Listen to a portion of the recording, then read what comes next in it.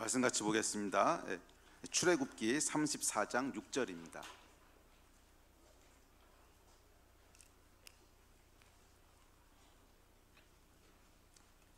오늘도 말씀 찾을 구절들이 많았어요. 제가 PPT로 준비하라고 했는데 34장 6절, 출애굽기 34장 6절 우리 한 절 같이 봅니다. 우리 같이 한 목소리 읽겠습니다. 시작.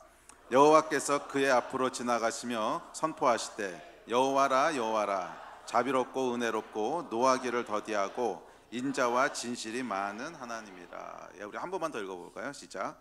여호와께서 그의 앞으로 지나가시며 선포하시되 여호와라 여호와라 자비롭고 은혜롭고 노하기를 더디하고 인자와 진실이 많은 하나님이라. 아멘. 성경이 묘사하는 하나님의 속성들에 대해서 살펴보고 있습니다. 오늘이 네 번째 시간인데요. 우리 믿음의 가장 본질은 하나님이 누구신지를 아는 거죠.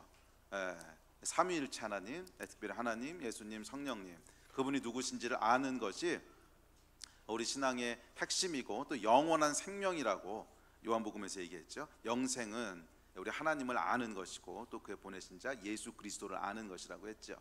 하나님을 어떻게 알 수 있습니까? 하나님을 아는 것은 인간이 노력해서 찾아갈 수 있는 것이 아니에요. 이것이 우리가 믿고 있는 믿음입니다. 기독교의 가장 중요한 그런 교리 중에 하나는 인간이 하나님을 찾아갈 수 없다는 거예요. 인간이 노력해서 하나님을 알 수 없다는 거예요. 그럼 어떻게 알 수 있습니까?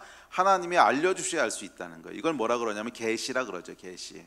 그래서 계시에 대한 건 다음에 한번 좀 기회를 잡아 자세히 살펴보려고 하는데, 하여간 이 계시의 가장 중요한 것이 성경입니다. 성경을 그래서 기독교에서는 특별 계시다 그러는데, 특별 계시 말고 그럼 다른 계시도 있습니까? 일반 계시라고 부르는 게 있습니다. 이게 뭐냐면 이렇게 자연이나 아니면 하나님이 창조하신 어떤 뭐 산이나 우주나 뭐 이런 걸 볼 때 와 정말 하나님이 계시겠구나 이런 걸 느끼기도 하고, 또 아름다운 걸 보면서 와 정말 하나님 아름다우시겠구나 이런 걸 느끼기도 하고, 그러니까 하나님이 창조하신 어떤 자연 만물을 통해서 하나님이 어떤 분이신지를 알게 되는 것을 이제 일반적인 계시다 그래요. 로마서에서 이야기를 하고 있죠. 만물에 하나님을 부인할 수 없는 것이 나타나 있다고. 그래서 이제 일반 계시라고 부르는데, 이것만 가지고서는 하나님의 존재를 어렴풋이 알 수 있어요. 그래서 모든 종교가 사실은 일반적인 계시 위에서 세워진 거죠. 창조주가 있겠다 뭐 이런 어렴풋한 감은 있잖아. 그러니까 정확히 하나님이 누군지 몰라도 그래 누군가 만물을 창조하신 분이 계신 것 같아 뭐 이런 감을 잡을 수 있고, 누군가는 섬겨야 되는 존재인 것 같아 우리는 뭐 이런 이제 감각이 있고, 뭐 이런 것들이 이제 종교와 다른 기타 일반 계시에 속한 것인데, 이것을 가지고서는 구원에 이를 수는 없어요. 구원에 이르는 계시는 딱 하나를 통해서만 구원에 이를 수 있는데, 하나님의 말씀인 특별 계시를 통한 하나님을 알 때만 구원에 이룰 수 있다는 거예요. 이것이 우리가 믿고 있는 계시의 내용입니다. 자, 어쨌거나 그래서 가장 중요한 건 뭐냐면 성경이 하나님에 대해서 뭐라 그러고 있냐는 거예요.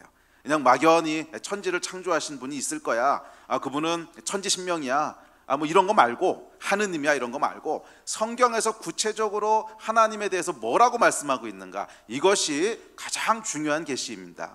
그래서 우리가 지난 3주 또 오늘 4주차인데 아마 이거 잘하면 올해 말까지 계속 이거 할 것 같은데, 하여간 성경이 하나님에 대해서 무엇이라고 얘기하고 있는지를 제가 조목조목 살펴보면서 성경이 계시한 하나님, 그 하나님을 아는 지식이 우리 안에 충만해지기를 기대하고 축복합니다. 자, 우리가 지난주에 하나님의 12가지 성품 중에 7번째, 8번째를 했죠. 공의한 분, 그리고 심판, 공의로 심판하시는 하나님에 대해서 살펴봤습니다. 자, 오늘은 9번째 속성을 살펴보려고 하는데, 9번째 속성은 방금 읽으신 출애굽기 34장 6절에서 이야기한 속성입니다. 출애굽기 34장 6절 다시 한번 띄워줄래요? 자, 출애굽기 34장 6절은 유대인들이 매우 중요하게 생각하는 구절인데, 매우 중요하게 생각하는 구절인데, 이는 하나님의 이름이 명시되어 있는 구절이라는 거예요. 여호와라 여호와라 하는 이름이 명시되어 있고, 그 하나님이 어떤 속성을 가지신 분인지, 하나님이 어떤 분이신지가 아주 구체적으로 묘사되어 있는 구절이에요. 그래서 출애굽기 34장 6절은 유대인들이 아주 중요하게 생각하는 구절입니다. 그래서 너희 하나님은 어떤 하나님이냐 그랬을 때 우리 하나님은 출애굽기 34장 6절의 하나님이셔 이렇게 대답하는, 가장 어떻게 보면 구약에서 하나님이 누구신지에 대한 가장 핵심이 되는, 유대인들이 가장 중요하게 붙잡고 있는 구절입니다. 자, 그래서 이 구절에 보면 하나님은 어떻게 자신을 계시하고 계신가 하면, 자신을 알려주고 계신가 하면, 첫째 여호와라 여호와라, 이거 우리가 지난번에 살펴봤죠. 첫 시간에 스스로 계신 분 여호와라고 하는 이름을 먼저 알려주고 선포하세요. 여호와라 여호와라. 그리고 그 여호와가 어떤 분이신지 속성을 얘기하는데 대충 5가지 속성을 얘기합니다. 자비롭고 은혜롭고 노하기를 더디하고 인자와 진실이 풍성한 하나님이라는 거예요. 자비롭고 은혜롭고 노하기를 더디하고 인자와 진실이 많은 하나님이라는 거예요. 그런데 여러분, 이 말씀은 출애굽기 34장 6절에만 나온 게 아니고 이것이 유대인들이 믿고 있는 하나님에 대한 가장 핵심 구절이라고 그랬죠. 그래서 이것은 이제 성경을 읽어보신 분은 알겠지만 구약에 무수히 반복됩니다. 이 표현은 무수히 반복돼요. 셀 수 없이 반복돼요. 예를 들어서 그 다음 구절 한번 보실래요? 자, 우리 같이 읽어봅시다. 시작. 아니야, 저 제목은 왜 썼어? 제목을 안 써도 되는데. 오케이, 10편. 자, 시작. 여호와는 긍휼이 많으시고 은혜오시며 노하기를 더디하시고 인자하심이 풍부하시도다.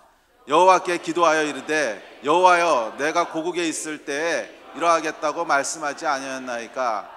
그러므로 내가 빨리 다시스로 도망하였사오니 주께서는 은혜로우시며 자비로우시며 노하기를 더디하시며 인애가 크시사 뜻을 돌이켜 재앙을 내리지 아니하시는 하나님이신 줄을 내가 알았음이니이다. 여러분, 유대인들이 딱 머릿속에 가지고 있는 하나님, 그랬을 때 쫙 나오는 구절이 뭔지 아시겠죠? 저 요나는 사실 출애굽기로부터 굉장히 후대의 사람인데 포로 시대 사람이잖아요. 포로 시대는 아니구나. 약간 그 멸망하기 직전 사람인데 하여간 굉장히 이 후대에까지 하나님은 내가 이런 분인 줄 알았습니다 라고 얘기할 때 출애굽기 34장 6절이 그대로 나와요. 자비롭고 은혜롭고 노하기를 더디하고 인자와 진실이 풍성한 하나님인 줄 내가 알았음이니이다. 또 시편 기자도 보면 긍휼이 많으시고 은혜롭고 노하기를 더디하시고 인자하심이 풍부하니이다. 거의 비슷하죠. 거의.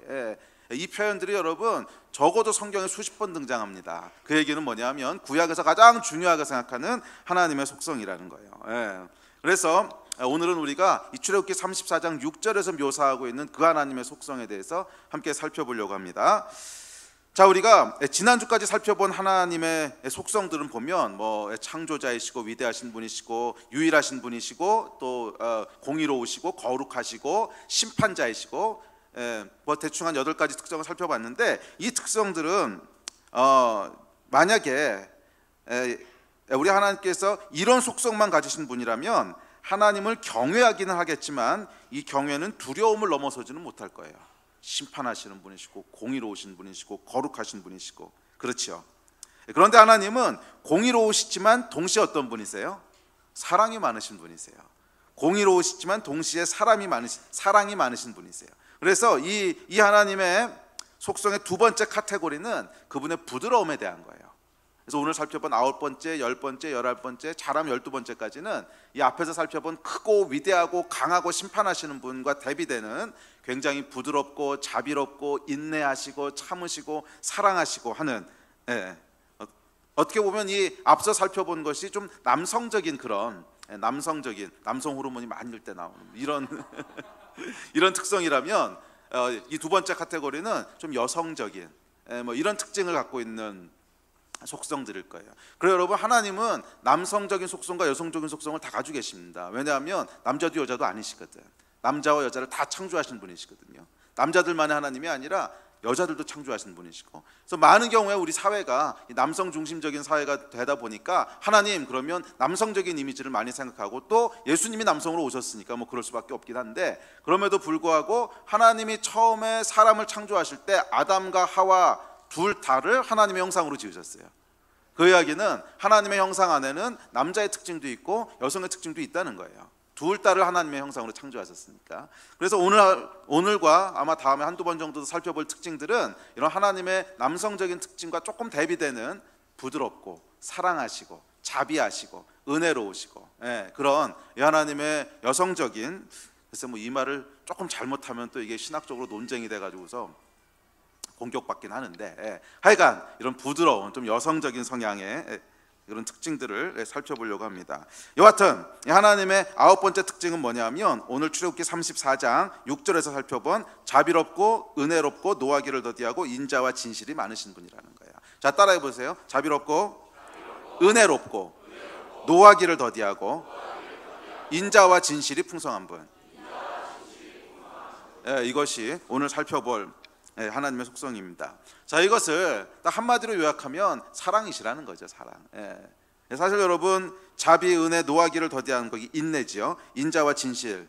이게 여러분 잘 생각해 보시면 고린도전서 13장에서 얘기하는 사랑의 특징하고 거의 비슷하게 일맥상통하지요. 그러니까 이 고린도전서 13장에서 묘사하는 사랑은 출애굽기 34장 6절의 구약 버전을 신약 버전으로, 그리고 히브리어를 헬라적인 표현으로 옮겨놓은 거지요. 그러니까 거의 같은 표현이라는 거예요. 거의. 근데 물론 이 사랑 안에는 자비, 은혜, 노하기를 더디하는 거, 인자, 진실 딱 5가지 요소만 있는 것이 아니고 그것보다 훨씬 더 많은 요소들이 포함되어 있기 때문에 하나님은 사랑이시다라고 하는 속성은 뒤에 따로 떼어서 한 번 더 제가 설교하려고 합니다. 따로 떼어서 설교하려고 하는데 오늘은 그 중에서 그 사랑 중에서도 출애굽기 34장 6절에서 묘사하는 요 특징들로만 딱 한정지어서 하나님의 속성, 사랑의 속성이지요. 사랑의 속성 중에 몇 가지를 살펴보려고 합니다. 잘 따라오고 계시죠? 자, 그래서 그런데 저희가 오늘 살펴본 자비, 은혜, 노하기를 더디하고 인자와 진실이 많고 이런 이 사랑의 특징들을 생각해 보면 이 사랑이라고 하는 것이 어떤 로맨틱한 감정이라기보다는 어떤 의지적인 것에 더 가깝다는 걸 볼 수 있죠. 의지적인 것에 더 가깝다는 걸 볼 수 있는데, 하여간 이 하나님의 사랑은 어떤 감정적인 사랑만은 아니라, 물론 하나님은 감정이 있으시고 우리를 사랑한다, 이제 하나님께서 세상을 사랑하사 말씀하셨을 때는 물론 굉장히 사랑하는 풍부한 감정이 있으세요. 그렇지만 그것이 하나님의 사랑의 전부가 아니라는 거예요. 오래 참으시고 인자하시고 자비로우시고, 또 오늘 살펴보겠지만 은혜로우시고, 이 은혜롭다는 말 안에는 굉장히 의지적인 표현들이 많이 이제 들어가 있는 건데, 하여간 이런 분이시라는 거예요. 자, 그래서 오늘 이것들 중에 이 5가지를 중에서 처음에 제가 설교 준비할 때는 적어도 5개는 할 수 있을 줄 알았는데 준비하다 보니까 너무 많더라고. 그래서 3개만 뽑았습니다. 3개만. 그래서 오늘 3개만 살펴보고 나머지는 다음으로 미룹시다. 자, 3개가 뭐냐면 자비, 은혜, 인자. 요 3가지 단어만 살펴보려고 그래요. 자비, 은혜, 인자. 근데 이것이 자비, 은혜, 인자라고 하는 단어에 히브리 원어들을 찾아보면 굉장히 복잡하게 번역되어 있는 걸 알 수 있어요. 그러니까 똑같은 히브리어인데, 똑같은 단어인데 어떤 데서는 긍휼로 번역하고 어떤 데는 자비로 번역하고, 또 어떤 단어는 똑같은 단어인데 어떤 은혜로 번역하고 또 어떤 자비로 번역하고. 그래서 한국말 자비라고 하는 단어도 히브리 원어를 찾아보면 여러 단어에서부터 자비라는 단어가 왔고, 히브리 단어 한 단어도 한국말로 여러 단어로 번역되고 뭐 이렇습니다. 그래서 한국말 번역에는 뭐 긍휼, 연민, 인애 뭐 여러 가지 다양하게 번역되기도 하는데, 하여간 오늘 출애굽기 34장 6절에서 얘기하는 자비, 은혜, 인자는 히브리 단어 3단어인데 라훔 또는 한운, 헤세드라고 하는 3단어예요. 라훔, 한운, 헤세드라고 하는 3단어. 근데 이 3단어가 다양하게 번역이 됩니다. 그때 문맥에 따라서 조금 다르게 번역이 되는데, 하여간 이 3단어를 중심으로 하나님의 속성을 살펴보려고 합니다. 하나님의 속성 가운데 라훔, 그리고 한눈, 그리고 헤세드라고 하는 이 속성이 있다는 거예요. 자, 3단어를 살펴볼 텐데, 첫째 인자부터 살펴봅시다. 인자. 인자는 예수님께서 인자가 뭐 할 때 그 인자가 아니고요. Son of Man, 인자하시다. 우리 할아버지는 참 인자하셔. 이럴 때 쓰는, 아시겠죠? 그 인자입니다. 이것도 오해하실까봐. 인자하심. 자, 인자하심에 해당하는 히브리어는 헤세드예요. 헤세드. 아마 들어보셨을 거예요. 헤세드라는 단어는 많이. 이 하나님의 사랑의 특징은 인자함인데 히브리어는 헤세드입니다. 이 헤세드는 문맥에 따라서 인자, 은혜, 사랑, 자비, 긍휼, 선함 등으로 다양하게 번역되는데, 이 어원이 어디서부터 왔는지는 그렇게 명확하지 않아요. 하여간 다양하게 쓰이는 단어인데, 하여간 헤세드는 기본적으로 하나님의 사랑을 통칭하는 가장 중요한 속성 중에 하나가 헤세드예요.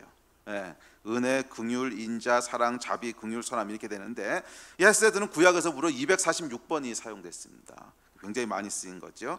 그래서 이 사용된 문맥들을 제가 헤세드가 무슨 의미인지, 이게 사실은 그 히브리어, 그러니까 원어를 볼 때, 성경 원어를 볼 때 제일 중요한 게 단어의 그 사람들이 그 문화가 담고 있는 의미를 파악하는 거거든요.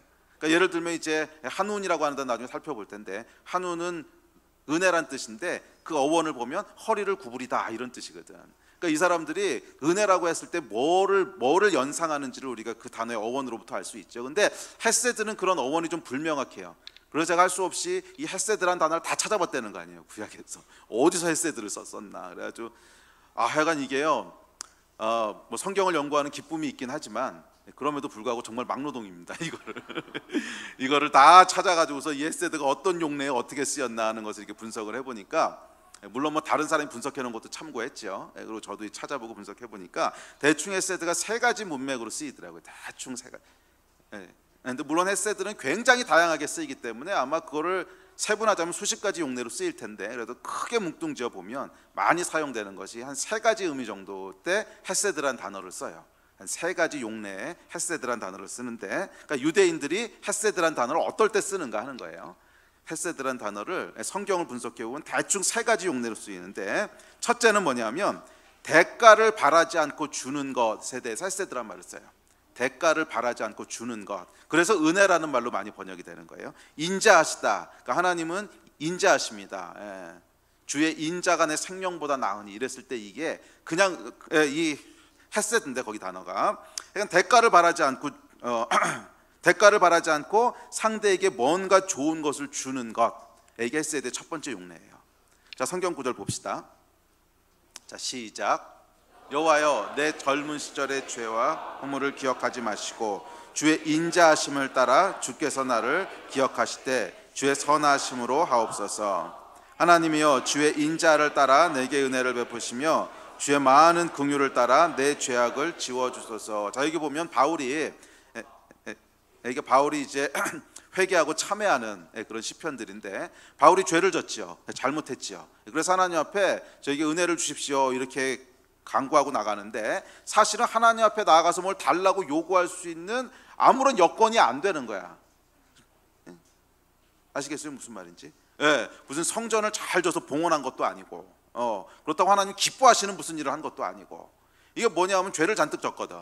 그러니까 하나님 앞에 나아갈 수 뭐 들을 만한 아무것도 없는 거야. 아무것도 없는데 나아가서 하나님 앞에 선함을 요구하는데, 뭐를 따라 요구하냐 하면 주의 인자하심, 헤세드를 따라서 요구하는 거예요. 자, 이게 무슨 의미인지 아시겠죠? 그러니까 헤세드는 내가 어떤 자격이 있고 뭔가 하나님 앞에 대가로 드릴 게 있고 그래서 요구하는 것이 아니고, 그냥 하나님의 내적인 속성이에요. 상대방하고는 관계가 없어. 그냥 하나님의 내적인 속성이야. 그래서 대가를 바라지 않고 그냥 주는 거예요. 그래서 다윗이 범죄했음에도 불구하고 하나님 앞에 담대하게 나가서 주의 헤세드를 따라, 주의 인자를 따라 나에게 선함을 베풀어 주십시오 이렇게 요구한다는 거죠. 이해가 되세요? 만약에 헤세드가 어떤 조건이나 자격이나 뭐 그럴 만한 가치가 있어서 주는 거라면 이렇게 나가서 요구할 수 있는 근거가 없죠. 그런데 헤세드는 조건이나 자격 또 그럴 만한 가치가 있어서 주는 것이 아니라 그냥 긍휼로, 그냥 은혜로 아무 대가를 바라지 않고 주는 것입니다. 이것이 하나님 사랑의 가장 큰 속성이에요. 아멘. 그래서 하나님은 어떤 대가를 바라지 않고 주시는 분이시라는 거예요. 우리 하나님은 사랑이신데 그 사랑은 헤세드의 사랑입니다. 대가를 바라지 않고 그저 주시는 사랑입니다. 그래서 성경은 특히 이 헤세드를 창조와 연결시켜서 얘기합니다. 여러분 그거 생각 안 해보셨죠? 헤세드와 창조가 어떻게 연결되는지. 자, 10절 다음 볼게요. 자, 시작. 홀로 큰 기이한 일들을 행하시는 이에게 감사하라. 그 인자하심이 영원함이로다. 지혜로 하늘을 지으신 이에게 감사하라. 그 인자하심이 영원함이로다. 땅을 물 위에 펴신 이에게 감사하라. 그 인자하심이 영원함이로다. 큰 빛들을 지으신 이에게 감사하라. 그 인자하심이 영원함이로다. 해로 낫을 주관하게 하신 이에게 감사하라. 그 인자하심이 영원함이로다. 달과 별들로 밤을 주관하게 하신 이에게 감사하라. 그 인자하심이 영원함이로다. 아멘. 하나님께서 하늘을 지으셨는데 그게 헤세드라는 거예요. 하나님께서 땅을 물 위에 펴셨는데 그게 헤세드라는 거예요. 큰 빛들을 지으셨는데 그것이 헤세드라는 것입니다. 해로 낯을 주관하게 하시고 달로 밤을 주관하게 하셨는데 그게 헤세드라는 거예요. 자, 무슨 말입니까? 하나님의 창조가 헤세드라는 거예요. 왜 그러냐 하면 하나님이 무슨 대가를 바라거나 가치가 있거나 이유가 있어서 천지를 창조하신 게 아니라는 거예요. 그래서 헤세드라는 거야. 이해가 되세요? 하나님이 천지를 창조하시고 사람을 창조하시고 저와 여러분을 창조하실 때 뭔가 대가를 바라서 창조하신 게 아니라는 거야. 뭔가 하나님이 갈급함이 있어서 필요가 있어서 창조한 게 아니라는 거야. 이해가 되세요? 그 외에 이제 베레아라고 그 이단 중에 하나 있지요. 귀신론하는 그 베레아 이단 사상의 가장 그 이제 문제가 됐던 게 뭐냐면 하나님이 천지를 창조하실 때 뭔가 사정이 있으셨다는 거야. 뭔가 창조하셔야 되는 사정이 있었다는. 그러면서 뭐 그 전에 있었던 사탄이 타락하고 그 타락한 마귀에 대적할 어떤 걸 만들어야 되는데 그 사정 때문에 천지를 그래서 이단이 된 건데, 하여간 그래서 하나님이 천지를 창조하신 게 아니라는 거야. 하나님이 영원부터 존재하시다 보니까 말상대가 좀 필요해. 심심해 죽겠어. 한 30만 년 혼자 있었더니 말상대가 필요해서 그래, 말할 수 있는 놈을 하나 만들자. 그래서 아담을 만든 게 아니라는 거예요. 하나님은 영원전부터 성부, 성자, 성령님께서 충분한 대화를 하셨어. 성부, 성자, 성령께서 충분한 대화를 하셨다고. 그리고 그분은 아무 필요가 없어요. 만약 필요가 있으시다면 여호와가 아니지. 여호와는 스스로 계신 분, 스스로 충분하신 분이라는 뜻이거든. 그래서 하나님은 뭐 세상이 없어도 있으나 없으나 아무 상관이 없고, 사람이 있으나 없으나 아무 필요도 없고 아무런 그런 니드도 없고, 그런데 하나님께서 천지를 창조하셨다는 거예요. 왜? 헤세드. 그래서 이게 헤세드라는 거예요. 그런데 하나님께서 하늘의 별과 하늘의 달들을 만드셨다는 거예요. 왜? 헤세드.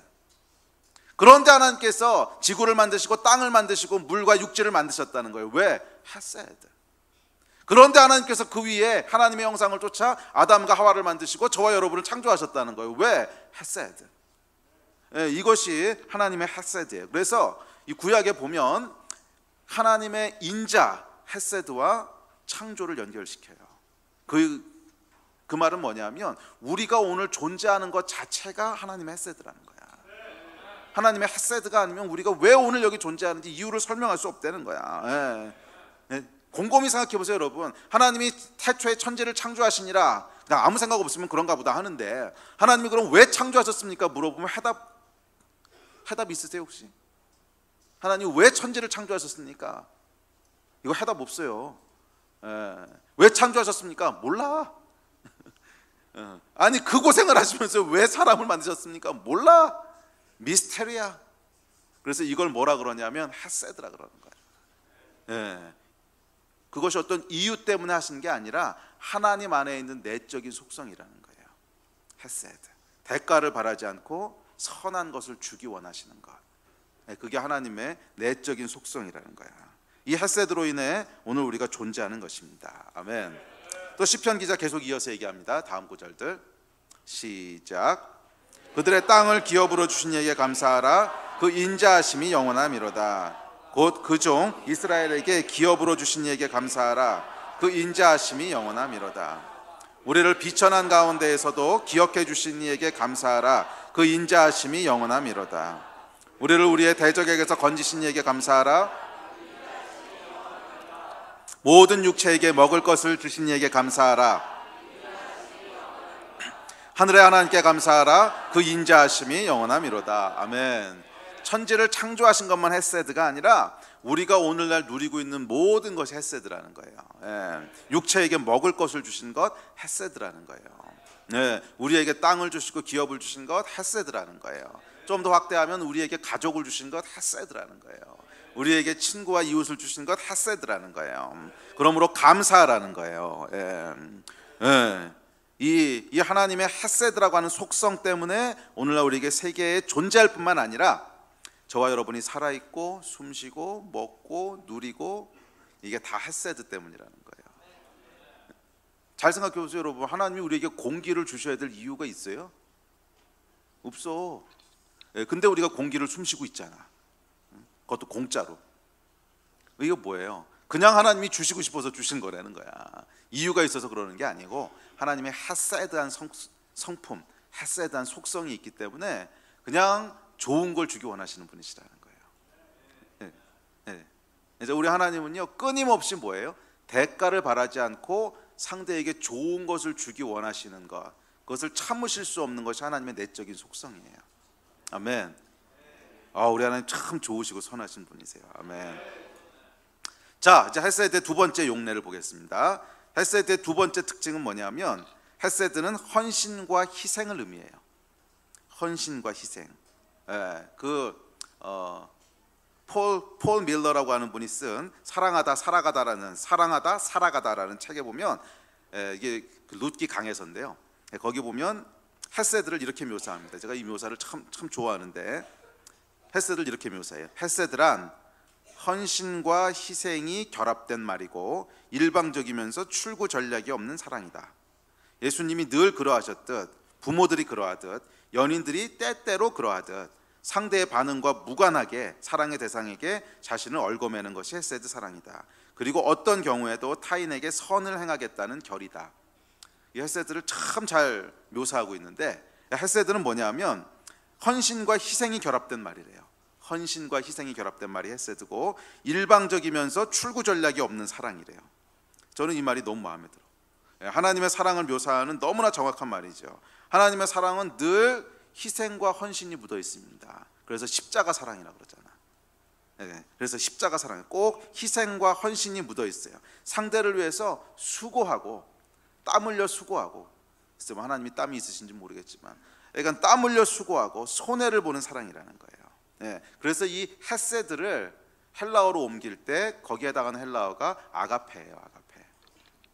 헤세드가 결국 아가페라고 번역이 되는데, 자, 그래서 그분의 사랑은요 또한 일방적이에요. 그래서 오늘날 사람의 사랑 중에서 일방적이다 그러면 조금 뭐 스토커를 이렇게 떠올리시는데 그거 말고 부모 자식 간의 사랑을 예로 떠올려 보세요. 일방적이죠. 그렇죠? 부모 자식 간의 사랑은 사실은 그 일방통행이잖아. 쌍방 사랑이 아니야.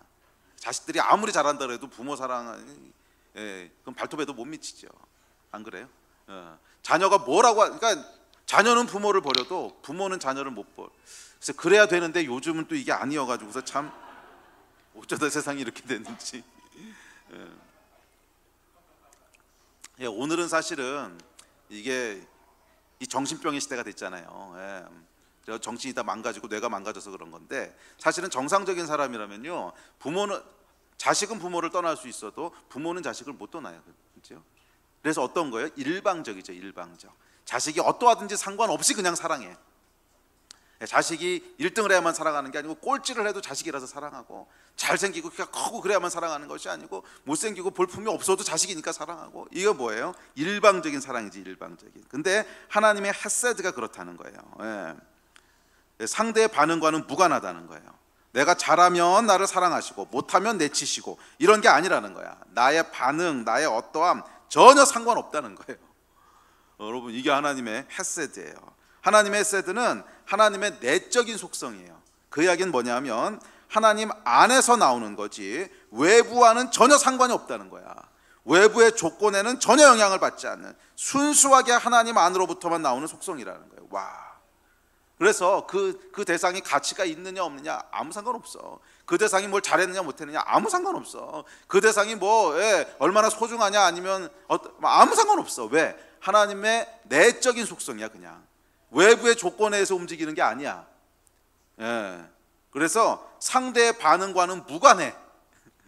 그러니까 여러분이 여기서 나는 하나님 너무 싫어요. 하나님 나는 당신을 뭐 저주 이렇게 하면 안 되지만 하여간 그런다고 할지라도 그 반응하고 상관없어. 여러분이 뭐라고 하신다고 할지라도 하나님의 사랑은 일방적이라는 거예요. 뭐 하나님을 저주하든 욕하든 뭘 하든지 간에 상관없이 헤세드의 특징은 뭐냐면 상대의 반응과 무관하게 사랑의 대상에게 자신을 얽어매는 것이 헤세드라는 거예요. 아멘. 또한 하나님의 헤세드는 출구 전략이 없대요. 이 표현도 참 좋은데, 출구 전략이 없는, 한마디로 말하면 대책 없는 사랑이라는 거예요. 대책 없는, 계산하지 않는 사랑이 헤세드라는 거예요. 제가 일전에 뉴스를 보다가 미국이었던 것 같은데 사고로 전신마비가 된 남자랑 결혼한 여자의 이야기가 나왔더라고요. 근데 전신마비가 이렇게 뭐 대충 휠체어 안고 이런 게 아니고 하여간 아무것도 쓸 수 없어. 여기 목 아래는 전부 다 마비됐고 사고가 크게 나가지고 뇌를 다쳐서 말도 못해요. 듣고 보는 건 하는데 말도 못하고 목 아래는 아무것도 움직일 수 없는. 근데 이 남자와 사랑에 빠져서 결혼한 여자의 얘기가 나오더라고. 글쎄 뭐 그 사랑이 얼마나 갈지는 지켜봐야겠지만, 그러니까 근데 이게 뭐냐면 제가 보면서 야, 이 여자는 참 대책 없다 이런 생각이 들었거든요. 참 대책 없다. 예. 저렇게 결혼하면 그 다음에 뭐가 기다리고 있을까 조금 생각해 보면 이게 뻔하잖아요. 그냥 평생 그 남자 그냥 똥오줌 받아내고 수발 들고, 그렇다고 해서 사랑해 말 한마디도 못 들을 거고, 그냥 평생 그러다가 이걸 계산했으면 저거 결혼하면 안 되지, 그러잖아요. 예. 근데 진짜 대책이 없는 사람인 거야. 예. 진짜 대책. 이걸 뭐라 그러냐면 출구 전략이 없는 사람이라고. 예. 근데 제가 믿기로는 이게 과연 오래 갈지는 잘 모르겠어요. 이 사람은 해외 토픽 나왔다가 몇 년 지나고 나서 다시 봐야 돼요. 왜냐하면 사람은 다 죄인이거든. 예. 근데 하나님은 다르세요. 하나님의 사랑이 헤세드라 그랬을 때는 이런 사랑이 영원히 지속된다는 거예요. 예. 대책 없는, 계산하지 않는 헤세드라는 거예요. 출구 전략 없다는 거예요. 이런 거 그냥. 우리 하나님 이런 분이시라는 거예요. 또한 헤세드는 어떤 경우에도 타인에게 선을 행하겠다는 결의예요. 이런 의미에서 이 헤세드, 인자하심이라고 하는 것은 감정이라기보다는 의지에 가까운데, 하나님이 왜 그런 의지를 가지시는지는 설명할 수 없어요. 아니 상대가 잘해주는 것도 아니고, 그렇다고 그럴 만한 가치가 있는 것도 아니고, 도무지 그래야 할 이유가 하나도 없어. 그런데 그럼에도 불구하고 어떤 경우에도, 심지어 나를 해코지 하고 욕하고 모욕할 때조차도 선을 행하겠다는 의지가 헤세드라는 거예요. 그래서 이 헤세드는 하나님의 미스테리예요. 신비, 설명할 수 없는 영역이라, 이해할 수 없는 하나님의 내적인 속성이라는 거예요. 아멘. 그래서 우리한테 은혜잖아요. 사실 이 하나님의 헤세드가 아니라면 여기 하나님 앞에 나갈 수 있는 사람 누가 있어요? 아무도 없지. 자, 마지막 세 번째 헤세드의 의미는 언약에 기초한 성실함이에요. 자, 다음 구절 시작. 여호와께 감사하라. 그는 선하시며 그 인자하심이 영원함이로다. 내 하나님 여호와는 자비하신 하나님이시라. 그가 너를 버리지 아니하시며 너를 멸하지 아니하시며 내 조상들에게 맹세하신 언약을 잊지 아니하시리라. 자, 이 앞서 찾아본 헤세드 구절들에서도 쉽게 찾아볼 수 있지만 헤세드와 거의 매번 짝을 이뤄서 나오는 단어가 있는데, 그게 뭐냐면 영원함이로다, 아니면 성실하심이, 영원함이로다. 이게 계속 같이 나와요. 그 얘기는 뭐냐면 헤세드의 특징을 묘사해 주는 거거든. 영원함이로다, 성실함이로다. 헤세드의 세 번째 특징은 하나님의 그런 헤세드가 있는데, 상대와 상관없이 계속 좋은 것을 주시고 희생하고 헌신하고 출구 전략 없는 사랑, 이게 있는데 이게 성실하시다는 거야. faithful, 신실하시다는 거야. 변하지 않는다는 거야. 영원히 그렇게 하신다는 거야. 이게 하나님의 헤세드의 세 번째 특징이에요. 사람은 앞서도 얘기했지만 헤세드를 종종 찾아볼 수 있어요. 사람 사이에서도, 뭐 부모와 자식 간에, 또는 때로는 연인 사이에도 찾아볼 수 있어. 근데 과연 그것이 영원한가? 성실한가? 글쎄, 앞서 얘기했던 이 전신마비가 된 남자와 결혼한 한 젊고 아름다운 여인에 대한 과연 정말 헤세드일지는 좀 지켜봐야 돼. 근데 왜냐하면 제가 살아가면서 별로 못 봤어요, 헤세드를. 그것이 과연 죽을 때까지 계속 지속될 수 있는가? 이거는 굉장히 다른 얘기죠. 글쎄 뭐 좋아가지고 감정 때문에 몇 년 그럴 수는 있어도 계속 할 수 있는가? 이거는 조금 다른 얘기인데, 하나님의 헤세드가 사람의 헤세드처럼 보이는 것과 가장 다른 점은, 가장 큰 차이점은 성실하시다는 거예요. 영원하시다는 거예요. 잘 따라오고 있으세요? 네, 그래서 하나님은 한번 언약하신 것, 약속하신 것은 깨지 않으신다는 거예요. 맹세하신 언약을 잊지 않으신다는 거야. 그 인자하심이 영원하시다는 거야. 결코 변하지 않으신다는 거야. 하나님의 약속은 절대로 깨지 않으시는 분이시라는 거예요. 사람은 상황에 따라 약속을 깨기도 하고요, 상황에 따라 배신을 때리기도 합니다. 그런데 하나님은 그러실 수 없으시다는 거예요. 성경은 이 헤세드의 기초에 하나님은 이렇게 얘기합니다. 우리 다음 구절 시작. 그를 황무지에서 짐승이 부르짖는 광야에서 만나시고 호위하시며 보호하시며 자기의 눈동자같이 지키셨도다. 이스라엘을 지키시는 이는 졸지도 아니하시고 주무시지도 아니하시리로다. 하나님의 성실하심이지요. 졸지도 않고 주무시도 않고, 한번 약속했으면 신실하시다는 거야. 내가 너를 지키겠다 약속하셨으면 졸지도 않고 주무시지도 않고 지키신다는 거예요. 영원히 그렇게 하신다는 거예요. 자, 다음 구절 시작. 그는 공의와 정의를 사랑하시며 세상에는 여호와의 인자하심이 충만하도다. 와, 이 하나님의 헤세드가 이 세상에 충만하다는 거예요. 할렐루야. 주변을 돌아보십시오. 주변 한번 돌아보세요. 실제로 사람들 좀 보세요. 하나님의 충만한 헤세드가 보이십니까? 안 보이세요? 찬송가 가사에도 있잖아. 받은 복을 세어보아라. 이게 이제 헤세드란 얘기거든. 받은 복을 세어보아라. 이유 없이 주신 축복들 보이세요? 나는 그런 복을 받을 만해. 이런 분이 있다면 이건 하나님을 모르는 거야. 이유 없이 주신 축복들 보이세요? 먹을 것과 입을 것 보이세요? 이거 하나님이 헤세드잖아. 사랑하는 가족과 이웃들 헤세드잖아. 구원하신 은혜와 축복, 나를 지키시는 그분의 성실하심, 이 땅에 가득한 하나님의 헤세드가 보이십니까? 이게 시편 기자의 고백이었어요. 하나님이 누구신지를 딱 알고 나서 보니까 와, 이 땅은 헤세드로 가득 차 있구나. 그래서 아까 시편 134편 이 땅을 창조하신 것 자체가 별을 봐도 달을 봐도 해를 봐도 물을 봐도 내 주위에 있는 모든 걸 돌아보고 이게 다 하나님의 헤세드구나. 그래서 여호와의 인자하심이 충만하도다 이렇게 노래하는 거예요. 여호와의 인자하심이 충만하도다. 할렐루야. 그래서 이 헤세드가 사실은 찬양과 경배의 이유입니다. 자, 우리가 예배하고 경배하는 이유는 헤세드 때문에 그렇다는 거예요. 만약에 여러분 헤세드가 아니고 하나님이 어떤 조건 때문에 이런 걸 주신 거라면, 아니면 우리가 이미 값을 지불했어, 그러면 찬양은 무슨 찬양, 내가 값 주고 산 건데. 예배는 무슨 예배, 내가 노력해서 얻은 건데. 그런데 그게 아니라는 거야. 우리 삶의 주변을 보니까 헤세드라는 거야. 이게 헤세드, 그냥 값없이 주신 거라는 거야. 그래서 뭔가 갚으려고 해도 하나님이 안 받으셔. 왜? 헤세드니까.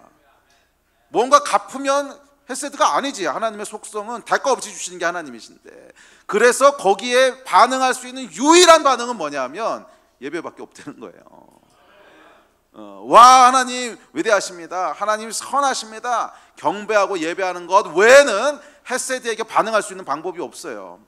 만약에 헤세드가 어떤 조건을 바라는 그런 사랑이라면 우리가 다르게 반응할 수도 있어. 하나님 감사합니다. 저를 구원해 주셨으니까 제가 1,000,000원 드릴게요. 뭐 얘가 뭔가로 갚을 수가 있어. 근데 헤세드는 그게 아니야. 갚을 수 있는 방법이 없어. 왜? 하나님의 속성인데 대가를 바라지 않고 주시는 그 선함이기 때문에 헤세드를 갚을 수 있는 방법은 없어요. 그래서 거기에 대한 유일한 방법이 뭐냐면, 리액션할 수 있는 유일한 방법은 예배밖에 없는 거야. 그래서 여러분 시편을 보면 주의 인자하심에 대해서 계속 주의 인자하심으로 인해 내가 내 손을 들리다, 주의 인자하심을 찬양할지어다, 주의 인자하심을 인하여 뭐 할지어다. 계속 주의 인자하심을 위해서 예배하고 찬양하고 선포하고 내 손을 들고. 이게 왜 나오냐 하면 그게 예배의 이유고, 이 인자하심에 대한 유일한 반응은 예배밖에 없기 때문에 그런 거예요. 이것이 여러분 우리 예배의 이유인 줄로 믿습니다. 시편 그 다음 구절 시작. 무릇 주의 인자는 커서 하늘에 미치고 주의 진리는 궁창에 이르나이다. 아멘. 이것이 여러분 헤세드를 경험한 사람의 반응이에요. 그래서 여러분 예배는 하나님을 아는 지식에 대한 반응이에요. 하나님을 아는 지식에 대한 반응이에요. 아멘. 헤세드에 반응하신 여러분 되시기를 축복합니다. 첫 번째 거 너무 길었네. 두 번째, 세 번째는 짧으니까. 자, 두 번째 단어 가봅시다. 인자, 그 다음에 은혜예요. 은혜. 자, 두 번째 단어는 하나님은 은혜로우신 분이라는 거예요. 은혜. 그래서 앞서 읽으셨던 출애굽기 34장 6절에 여호와는 자비로우시고 은혜로우시며 했을 때 그 은혜롭다는 것은 히브리어로 보면 한운이란 단어인데, 한운은 뭐냐면 은혜로운, 자비로운, 온화한, 친절한 이런 의미예요. 자, 우리 성경 구절 봅시다. 자, 같이 읽읍시다. 시작. 내가 만일 이웃의 옷을 전당 잡거든 해가 지기 전에 그에게 돌려보내라. 그것이 유일한 옷이라. 그것이 그의 알몸을 가릴 옷인즉 그가 무엇을 입고 자겠느냐. 그가 내게 부르짖으면 내가 들으리니 나는 자비로운 자임이니라. 주의 크신 긍휼로 그들을 아주 멸하지 아니하시며 버리지도 아니하셨사오니 주는 은혜로우시고 불쌍히 여기는 하나님이시니이다. 아멘.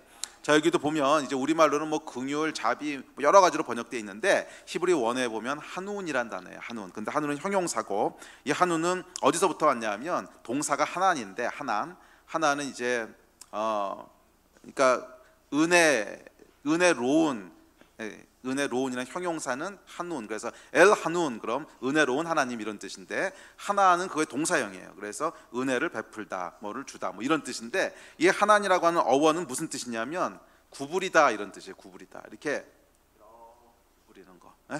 이렇게 허리를 구부리다. 아랫사람에게 호의로 몸을 굽히다. 불쌍히 여기다 이런 뜻이에요.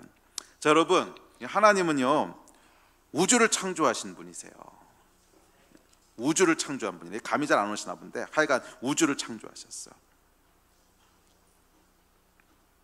그런데 우리를 보시기 위해서 몸을 구부리신다는 거예요. 우리의 아픔과 우리의 문제와 우리의 고통을 듣기 위해서 이렇게 몸을 기울이신다는 거예요. 그림이 그려지세요? 우주를 품고 계신 분이 겸손하게 몸을 굽혀서 우리의 얘기를 들으시고 우리를 존중하시고, 와, 이게 여러분 하나하나 한운의 뜻이에요. 몸을 구부리시는 분, 우리가 겪는 작은 어려움까지 불쌍히 여기시는 한운의 하나님. 우리 하나님은 우리 지난주까지 살펴본 하나님만 보면 그저 크고 위대하고 강하고 뭐 그런 분인데, 이 모든 권위와 능력에도 불구하고 허리를 구부리셔서 우리를 불쌍히 여기시는 분, 우리의 작은 신음소리에도 온화하고 친절하게 반응하시는 분, 이분이 은혜로우신 하나님이시라는 거예요. 잘 생각해 보세요, 여러분. 저는 저 말씀 보면서 너무 웃기고도 은혜가 됐는데 뭐냐면, 무슨 하나님이 옷 한 벌 전당 잡힌 것까지 신경을 쓰셔. 여러분, 이게요, 잘 생각해 보세요. 옷 한 벌 전당 잡힌 것까지 신경 쓰신, 이게 아무 생각 없이 읽으니까 그렇지 뭐, 이건 그냥 구약에 나오는 율법이지 뭐, 이렇게 읽으면 아무 생각이 없는데, 조금 깊게 생각해 보면 이게 황당하다 못해 허탈한 얘기입니다. 황당하다 못해 허탈한 얘기예요. 여러분, 하나님이 얼마나 크고 위대한 분이신 줄 아세요? 얼마나 크고. 자, 여러분, 제가 하나 물어볼게요. 자, 만약에 저희가 콜톨 오늘 광고도 했는데, 콜톨 집회를 가보면요, 그 마지막 날 이 바닥에다가 큰 세계 지도를 깔아놔요. 큰 세계 지도를 깔아놓고 이제 그 위에 사람들이 다 올라가 가지고서 자기가 이렇게 품고 기도하는 나라들 위에 올라가서 딱 발을 밟고 서가지고 기도해요. 이게 어떤 상징적인 의미지. 근데 큰 지도가 있는데, 오케이, 자, 우리가 속해 있는 지구가, 태양이 속해 있는 은하계가 있다고 합시다. 은하계가 있어요. 그 은하계 지도를 우리 여기 본당만하게 크게 만들어서 깔아놨다고 합시다. 그러면 아무 정보 없이 여러분들이 이 지도에서, 이 은하계 지도에서 태양이 어디 있는지 찾을 수 있을 것 같으세요? 지도를 이렇게 조그맣게 만든 게 아니고 크게 만들었어. 크게. 오케이, 충분히 크게 만들었어. 자, 그러면 그 위에서 아무 정보 없이 우리가 속해 있는 태양계, 그 태양이 어디 있는지 찾을 수 있을 것 같으세요? 단언컨대 절대 못 찾아요. 여기 별이 몇 개가 있냐면 우리 은하계 안에 10의 11승계가 있어. 이거는 찾을 수 있는 개수가 아니야. 10의 11승은 이거는 도저히 찾을 수 있는 개수가 아니에요. 감이 없으신가 본데, 하여간 10의 11승은요 이렇게 우리가 핸들할 수 있는 개수가 아니야. 이거는, 그러니까 이거는 도저히 찾을 수 없어요. 어디 태양이 있는지. 근데 태양도 못 찾는데 태양계 안에 조그맣게 붙어있는 지구는 찾을 수 있을 것 같으세요? 근데 더 놀라운 건 뭐냐면, 오케이, 그럼 이제 조금 더 줌아웃을 했어. 그래서 우주 전체의 지도를 이렇게 조금 더 크게 쓰자. 서천동만하게 만들었어. 우리 서천동만하게 어마어마하게 큰 우주 지도를 만들었어. 그러면 그 안에서, 오케이, 태양 말고 아까 얘기했던 우리 은하계, 어마어마한 크기, 이거 10의 11승계의 태양을 포함하는 어마어마한 은하계, 얘가 어디 있는지 찾을 수 있을 것 같으세요? 단언컨대 못 찾아요. 우주 안에 이런 은하계가 또 10의 11승계가 있어. 이것도 우리가 다룰 수 있는 숫자가 아니야. 어디 가서 붙어 있는지 찾을 수가 없어요. 그러니까 여러분, 설령 우리가 이 서촌동만한 지도를 만든다고 할지라도 그 안에서 우리가 속한 은하계가 어디 있는지도 못 찾아요. 그리고 그 안에 태양이 어디 있는가, 그 태양계 안에 지구가 어디 있는가, 이건 여러분 찾는 것 자체가 넌센스야, 넌센스. 자, 하나님은 이런 우주를 만드신 분이세요. 이제 감이 조금 오세요? 이런 우주를 만드신 분인데 이분이 지금 옷 한 벌 전당포에 잡힌 걸 신경 쓰고 계시단 말이야. 아직도 웃음이 안 나오세요? 무슨 얘기지? 이분이 이런 사이즈의 분이, 형남전도사가 돈이 없어가지고 옷 한 벌 어디다 전당 잡혔어. 근데 그걸 지금 신경 쓰고 있는 거야. 예를 들어서 희주 전도사한테 옷을 빌려줬는데, 희주야 너 이거 오늘 안에 돌려줘야 돼. 안 그러면 쟤 내일 입고 갈 양복이 없어. 뭐 이러고 계시다는 거예요. 여러분, 이게 전혀 상식적이지 않은 얘기라는 거지. 이게 뭐냐 하면 한운의 개념이에요. 한운. 허리를 구부리시다. 허리를 구부리시다. 아멘. 그게 은혜라는 거예요. 은혜. 우리 하나님은 크고 위대하죠. 우리가 상상할 수 없는 그런 존귀와 위엄과 영광 가운데 계신 분이시지만, 동시에 그 안에서 나는 하나님이야 이러고 목에 힘주고 뻣뻣하게 있는 분이 아니고 그의 허리를 구부리셔서 우리의 작은 신음에도 관심을 가지시고, 제가 도대체 오늘 밤에 입고 잘 옷이 없을 것 같은데 어떡하지? 이 걱정을 하시고, 이런 분이 우리 하나님이시라는 거예요. 그래서 여러분, 출애굽기 22장 26절에 만일 이웃이 옷을 전당 잡히거든 해가 지기 전에 돌려줘라. 여러분, 은혜도 이런 은혜가 없어요. 그 옷 한 벌까지도 신경 쓰시는 이 하나님, 이것이 은혜의 하나님입니다. 아멘. 자, 마지막 세 번째 단어, 자비. 자비는 라훔이라 그랬죠. 라훔. 이 하나님의 사랑의 세 번째 특징은 자비인데, 자비는 라훔은 자비한 이런 뜻이고, 자비의 명사는 라하밈입니다. 라하밈. 그래서 엘라훔 그러면 자비하신 하나님, 엘라훔 베한눈 그러면 자비하고 은혜로운 하나님, 이런 뜻이에요. 자, 그런데 이 단어의 특이한 점은 라훔이든 라하밈이든 사람에게 사용된 적은 한 번도 없어요. 이 자비라고 하는 단어는, 그러니까 한국말 자비는 뭐 아무한테나 쓰는데, 히브리어 라훔 또는 라하밈은 하나님 외에 사용된 적이 한 번도 없어요. 그러니까 하나님에게만 한정된 단어예요. 하나님만이 갖고 있는 특징이라는 거지. 자, 그런데 이 라하밈이라고 하는 단어의 어원을 살펴보면 레헴이라고 하는 단어가 있는데, 이게 같은 어원에서 나왔어요. 라훔, 라하밈, 레헴, 이게 다 같은 어원에서 나온 단어인데, 어근에서 파생됐는데, 레헴은 무슨 뜻이냐면 어머니의 태, 자궁, 이런 뜻이에요. 어머니의 태, 자궁, 이게 레헴이에요. 이게 어근이 같아요. 그래서 유대인들은 어머니의 모태로부터 또는 어머니의 자궁으로부터, 레헴에서부터라는 단어를 들을 때 같이 연상시키는 단어가 뭐예요? 라훔, 라하밈. 이게 같이 그냥 자동적으로 떠오른다는 거예요. 같은 말이니까 자연스럽게 연상합니다. 그래서 이 라하밈이라고 하는, 자비라고 하는 단어는 어머니가 자신의 태, 레헴을 통해 아이를 낳을 때 큰 고통이 따르지만, 이 태어난 아이를 품고 있는 엄마의 얼굴 보신 적 있으세요? 전 세계에서 가장 행복한 여자의 얼굴, 태어난 아이를 품에 딱 안고 이렇게 내려다보는 얼굴. 여러분, 이 얼굴 아시잖아요. 온갖 종류의 기쁨과 막 충만과 의미와 행복과, 그러면서 그 얼굴이 뭐를 선포해요? I'm the happiest woman in this world, 이거잖아. 내가 이 세상에서 가장 행복한 여자야, 이러고 아이를 안고 있는 이거. 이게 뭐냐면 여러분, 하나님의 자비라는 거예요. 라훔, 라하밈이 이런 뜻이라는 거예요. 하나님께서 당신의 자녀들을 보실 때 마치 엄마가 갓 태어난 아이를 품에 안고 있는 그 아이를 보는 것처럼 우리를 보신다는 거야. 이게 하나님께 사용되는 라훔, 라하밈이라고 하는 단어예요. 자비. 할렐루야. 여러분, 어머니의 태, 자궁은요, 아이의 모든 필요가 채워지는 곳이고 가장 안전한 곳이고 따뜻하고 평온한 곳입니다. 그래서 비록 외부에는 거친 폭풍이 있어도 어머니의 태아는요 항상 평온하고 고요합니다. 비록 외부에 살을 애는 듯한 추위가 몰려와도 어머니의 태아는 일정한 온도가 유지됩니다. 비록 외부에 극심한 기근이 있고 먹을 것이 없어도 태 안에 있는 아이는 비록 엄마 몸을 축내서라도, 엄마 몸을 갉아먹어서라도 필요한 영양분이 공급돼요.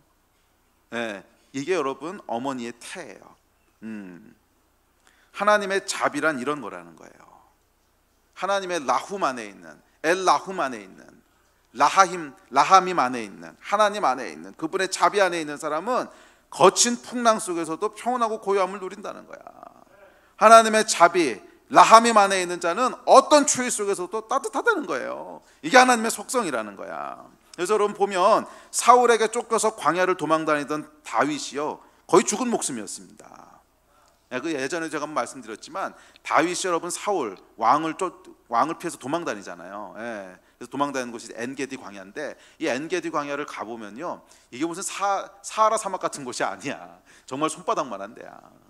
그렇지 뭐 이스라엘 나라 전체를 다 합쳐봐야 뭐 우리나라의 뭐 조금 큰 도 하나 정도밖에 안 되는 조그만 사이즈인데, 그 안에 있는 그것도 남쪽 큰 광야 말고 다윗이 도망다녔던 엔게디 광야는요, 진짜 손바닥만 해요. 조금 과장해서 말하면 저기 영통단지만 해. 아주 조그만 곳이야. 물론 뭐 산이 있고 좀 험하긴 하지만 하여간 조그만 곳이란 말이야. 그런데 거기를 왕의 군대가 해집고 다닌단 말이에요. 왕의 군대가. 여러분 도망 다닐 곳이 어디 있어? 왕의 군대가 해집고 다니는데 그 조그만 데는. 그러니까 이 다윗은요 거의 죽은 목숨이라는 거야. 그런데 다윗이 어디 안에 거하냐면 하나님의 라함임 안에 거해요. 라훔 안에 거해요. 그랬다는 고백을 들어보십시오. 우리 다음 구절 시작. 그가 너를 그의 깃으로 덮으시리니 내가 그의 날개 아래에 피하리로다. 그의 진실함은 방패와 손방패가 되시나니 너는 밤에 찾아오는 공포와 낮에 날아드는 화살과 어두울 때 퍼지는 전염병과 밝을 때 닥쳐오는 재앙을 두려워하지 아니하리로다. 1000명이 내 왼쪽에서 10,000명이 내 오른쪽에서 엎어지나 이 재앙이 내게 가까이 하지 못하리로다. 아멘. 시작. 내가 말하기를 여호와는 나의 피난처시라 하고 지존자를 너의 거처로 삼았으므로 화가 내게 미치지 못하며 재앙이 내 장막에 가까이 오지 못하리니 그가 너를 위하여 그의 천사들을 명령하사 내 모든 길에서 너를 지키게 하심이라. 내가 평안히 눕고 자기도 하리니 나를 안전히 살게 하시는 이는 오직 여호와이시니이다. 할렐루야. 여러분 그 깃으로 우리를 덮으신다는 거야. 1000명이 내 왼쪽에서 10,000명이 내 오른쪽에서 엎드러지는 그 환난과 폭풍과 위기 가운데도 그분은 그 깃으로 우리를 덮으시는 분이시라는 거예요. 여호와의 장막에 거하는 자, 여호와의 라함임에 거하는 자, 그는 엄마 태 속에 있는 아이처럼 완전한 평안과 안식을 누린다는 거야. 누구든지 여호와께 피하는 자는 평안과 안식을 누린다는 거예요. 이것이 라훔 하나님의 속성입니다. 아멘. 라훔 안에 있었던 다윗은 죽음의 위험 속에서도 평안히 눕고 자기도 했고요. 라훔 안에 거했던 베드로는 사형을 하루 앞둔 감옥 속에서도 깊고 평안하게, 얼마나 깊게 잤으면 천사가 와서 차서 깨웠대요. 흔들어도 안 일어나니까. 여러분 다음 날이 이제 사형 집행되는 날인데 그걸 알고 감옥 안에 있는데 여러분 이렇게 잔다는 게 말이 돼요? 이게 뭐냐면 라훔 안에 있는, 여호와의 장막 안에 있는, 여호와의 자비 안에 거하는, 그 깃 안에 거하는, 그 날개 아래 거하는 게 다 같은 말인데 이 사람들의 특징이라는 거야. 거기는 마치 엄마 태 속에 있는 아이처럼 밖에서 뭔 일이 벌어져도, 밖에서 아무리 춥고 폭풍이고 뭔 일이 벌어져도 엄마 태 속은 고요하고 평안하고 안식이 있고, 이게 라훔이라는 거야. 라훔.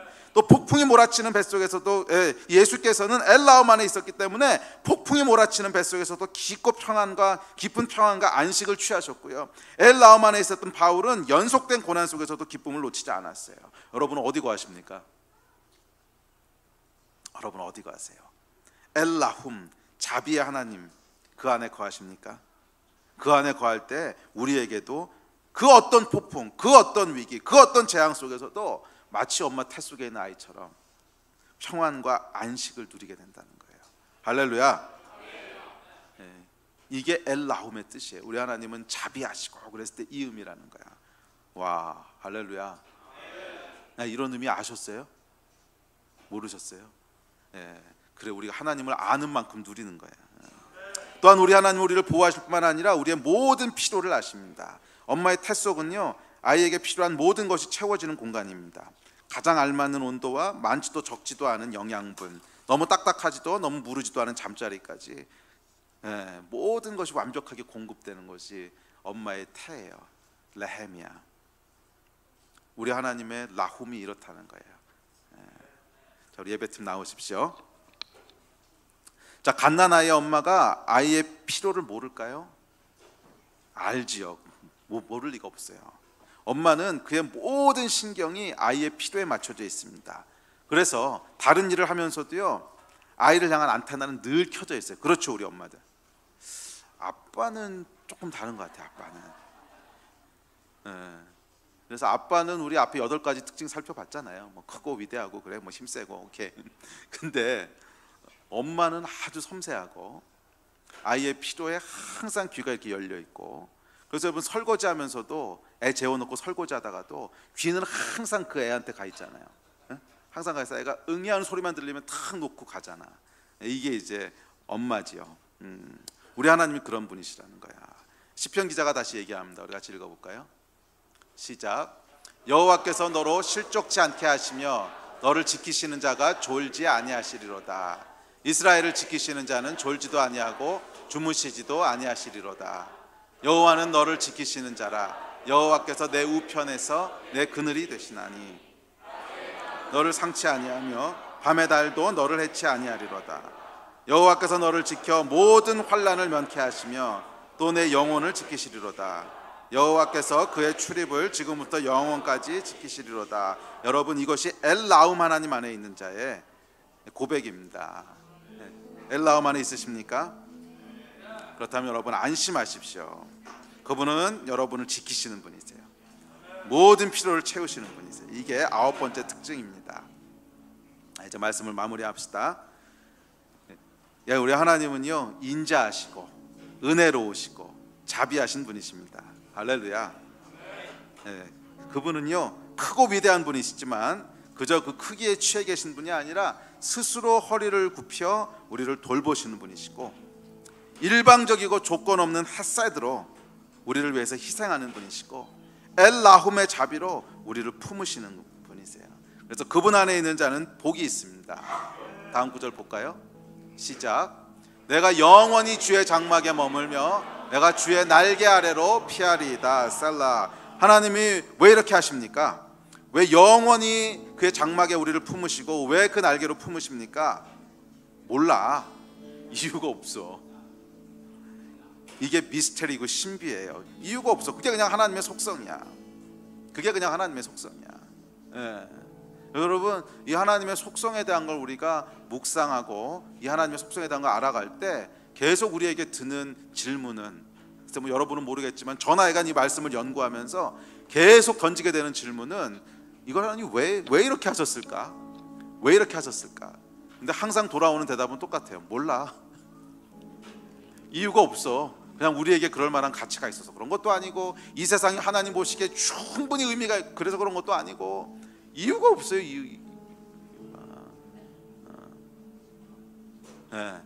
그래서 유일한 이유는 뭐냐면 그게 하나님의 내적인 속성이야. 그냥 하나님은 자비하시고 은혜로우시고 인자하신 분, 오래 참으시고 노하기를 더디하시고 인애와 진실이 충만하신 분. 이게 그냥 하나님의 그냥 그 안에 있는 속성이야. 그래서 하나님의 그 내적 속성 때문에 이 일을 하시는 거지 외부의 어떤 조건 때문에 하시는 게 아니라는 거예요.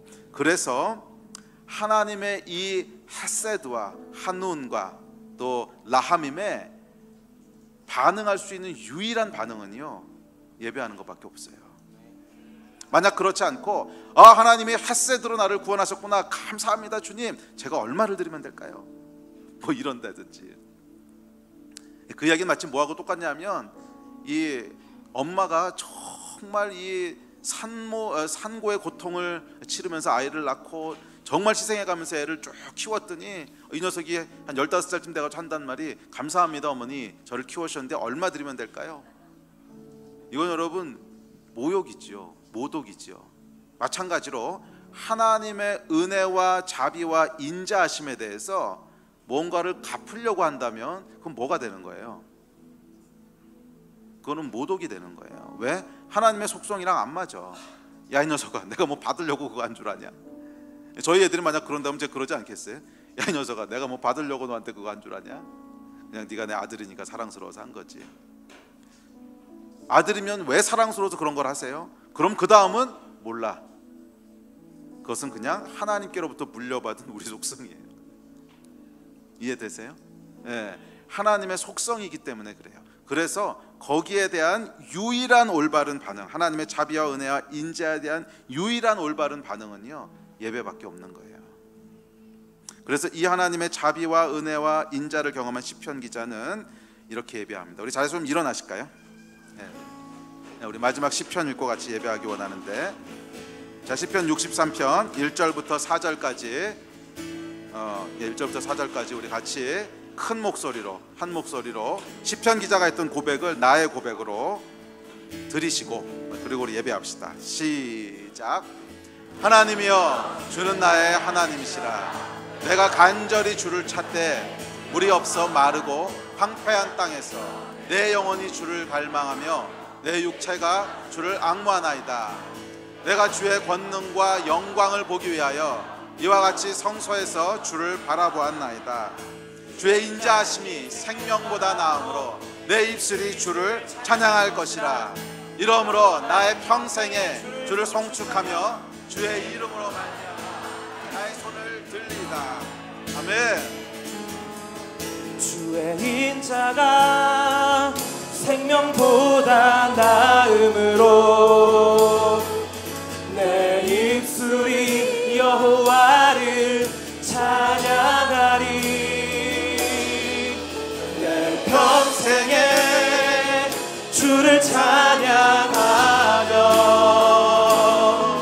주의 이름으로 내 손을 주의 인자가 생명보다 나음으로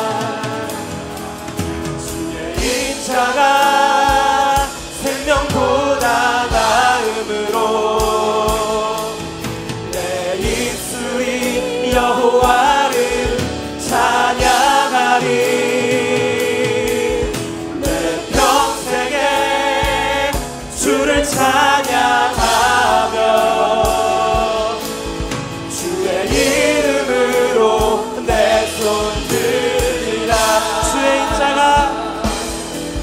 주의 인자가 생명보다 나음으로 내 입술이 여호와를 찬양하리.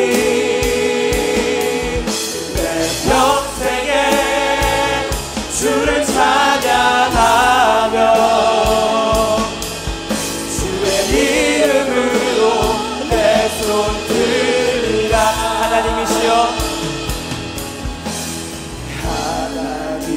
하나님이시여, 하나님이시여, 주는 나의 하나님이시로다. 나의 몸과 마음 주를 갈망하며 이제 내가 주께 고백하는 말. 여호와는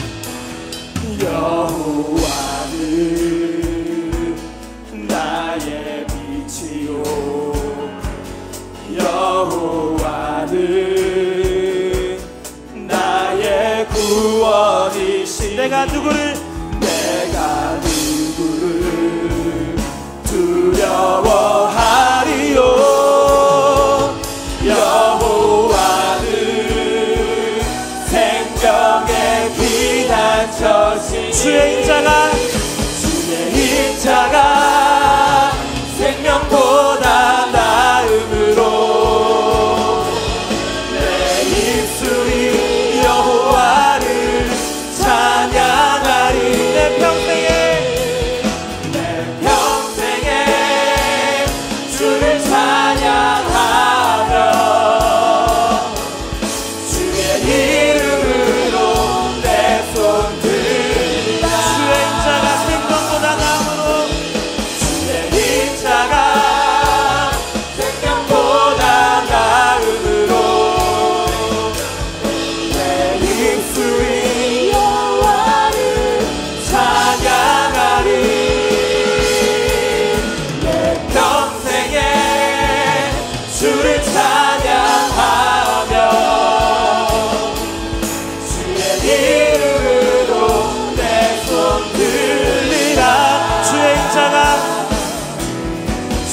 인자가 생명보다 나음으로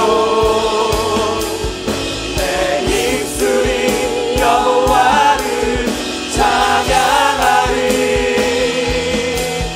내 평생에 주를 찬양하며 주의 이름으로 내 손 들리라.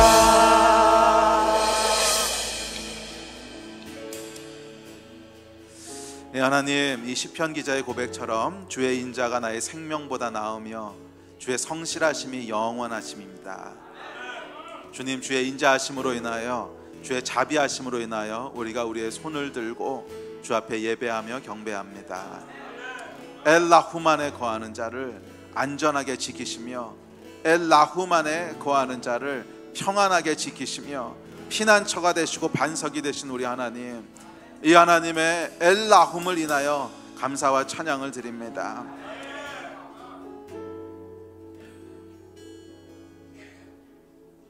우리 하나님에 대한 유일한 올바른 반응이 예배밖에 없는 것을 저희가 다시 한번 고백하오니 주님, 저희 예배를 받으시고 이 예배 가운데 주님 기뻐 임하여 주시옵소서.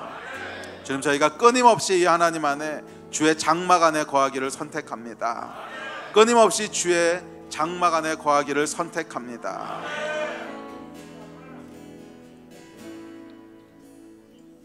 주님, 혹시 이 가운데 삶의 폭풍 가운데 계신 분이 있다면 주님, 지금 다시 한번 예수 그리스도의 권세와 예수 그리스도께서 행하신 놀라운 일을 인하여 기도하고 선포하고 명합니다. 주의 하세드와 주의 한운과 주의 라함임이 임하게 하여 주시옵소서. 임하게 하여 주시옵소서. 그 깃으로 덮어 주시옵소서. 그 장막에 거하게 하여 주시옵소서. 이 은혜가 있는 한 주가 되기를 주님 다시 한번 예수의 이름으로 간절히 간구합니다. 예수 그리스도의 이름으로 기도드렸습니다. 아멘. 아멘. 아멘. 예, 우리 예배 마쳤습니다. 우리 돌아가